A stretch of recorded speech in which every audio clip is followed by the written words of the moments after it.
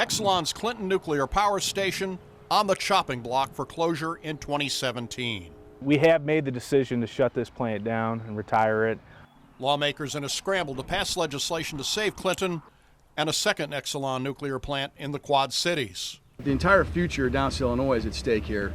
I'm as mad as hell, and I'm not going to take it anymore.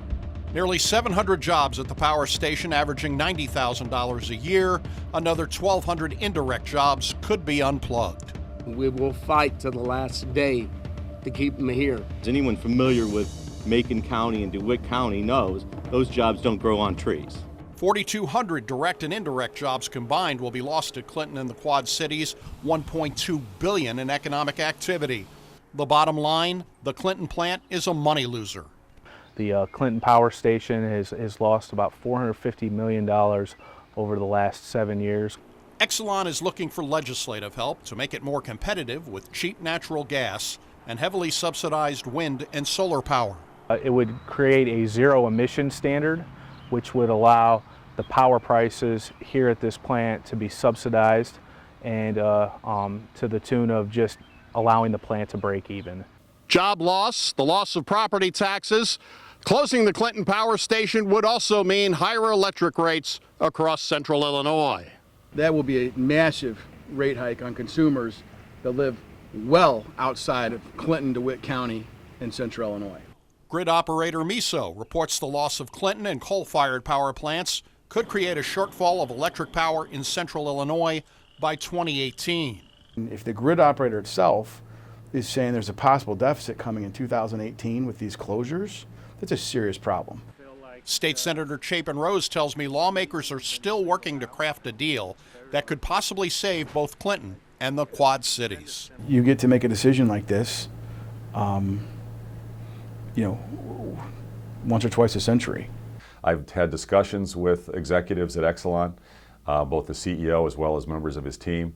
Governor Bruce Rauner tells me the jobs at the nuclear plants need to be saved. Frankly, we need more energy options, and to protect our energy options in Illinois to keep our rates low and also keep growing our economy and good jobs. So I'm very much an advocate to preserve these jobs in every way possible.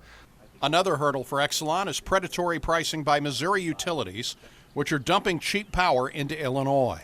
How long do you think that rate's going to stay low once Clinton closes? Clinton produces $13 million a year in local real estate tax revenue for local governments and schools.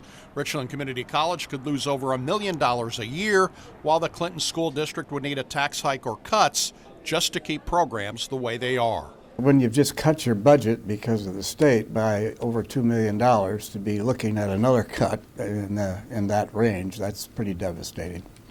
Exelon says time is critical for the legislature to act. It could be reversed if the legislature acted soon.